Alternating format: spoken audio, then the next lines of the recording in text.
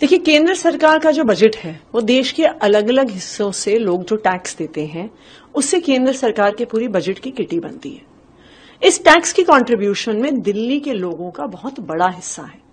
दिल्ली के लोग 2 लाख करोड़ रुपए से ज्यादा इनकम टैक्स देते हैं। 25,000 करोड़ रुपए से ज्यादा सेंट्रल जीएसटी में पैसा देते हैं। तो जब दिल्ली वाले 2.5 लाख करोड़ का टैक्स देते हैं तो दिल्ली वालों का भी हक बनता है कि उसमें से कुछ हिस्सा हमें वापस मिले।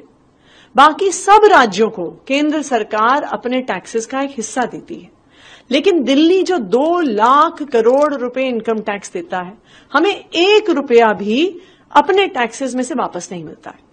बॉम्बे भी एक बड़ा कंट्रीब्यूटर है। बॉम्बे 5 लाख करोड़ इनकम टैक्स देती है।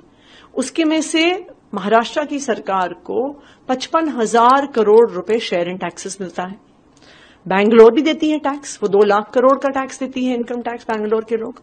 उनकी कर्नाटका सरकार को 33,000 करोड़ रुपए बजट में से शेयर इन टैक्सेस के तौर पे मिलता है।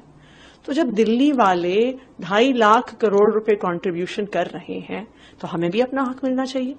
हम ये नहीं कह रहे हैं कि हमें पूरा 2 लाख करोड़ दे दिया जाए, क्योंकि हमें भी पता है कि देश के बहुत सारे और हिस्से हैं जिनको डेवलपमेंट की जरूरत है। लेकिन इस 2 लाख करोड़ रुपए का 5% तो दिल्ली वालों का हक है, दिल्ली वालों का अधिकार है।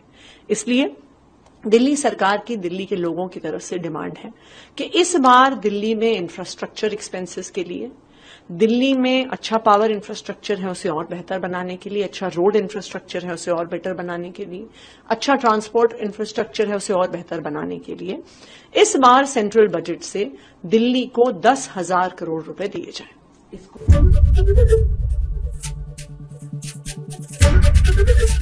एबीपी गंगा, खबर आपकी, जुबान आपकी।